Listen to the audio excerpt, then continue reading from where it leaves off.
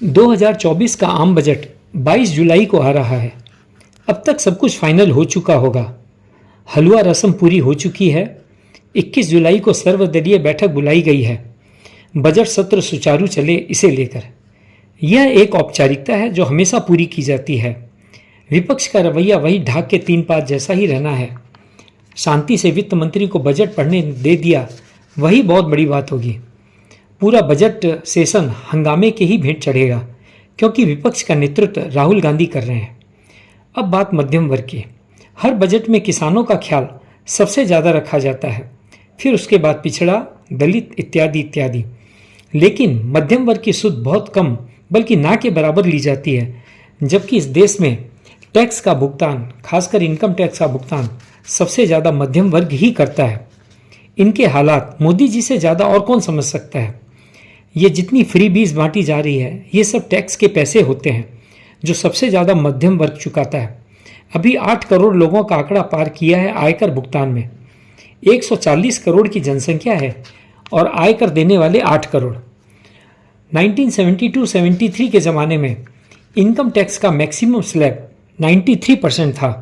उस वक्त प्रधानमंत्री श्रीमती इंदिरा गांधी थी और वित्त मंत्री यशवंत राव चौहान थे। अर्थात 1 लाख रुपये आप कमाएंगे तो उसमें से 93,000 रुपये इनकम टैक्स देना होगा। वाह, क्या पॉलिसी थी, जय हो।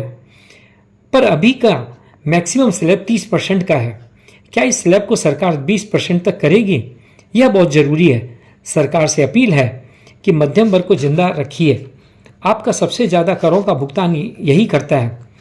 किसानों की तकलीफ़ें आप तुरंत सुनते हो, फिर भी हर समय ये आंदोलन करने पर उतारू रहते हैं। अभी भी तो धरना इनका चल ही रहा है, पर मध्यम वर्ग वाले कभी आंदोलन नहीं करते।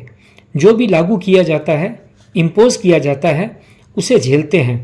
एक किसान अगर आत्महत्या करता है तो सभी का ध्यान उधर जाता है, खास करके मीडिया का। आत्महत्या को मैं सही नहीं ठहरा रहा हूँ, पर जो हकीकत है वही बता रहा हूँ।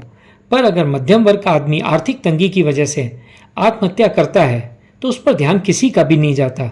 ना तो केजरीवाल वहाँ जाते हैं और ना राहुल। कुल मिलाकर सारांश यही है कि टैक्सों का और सरलीकरण करें, मध्यम वर्ग का भी ध्यान रखें।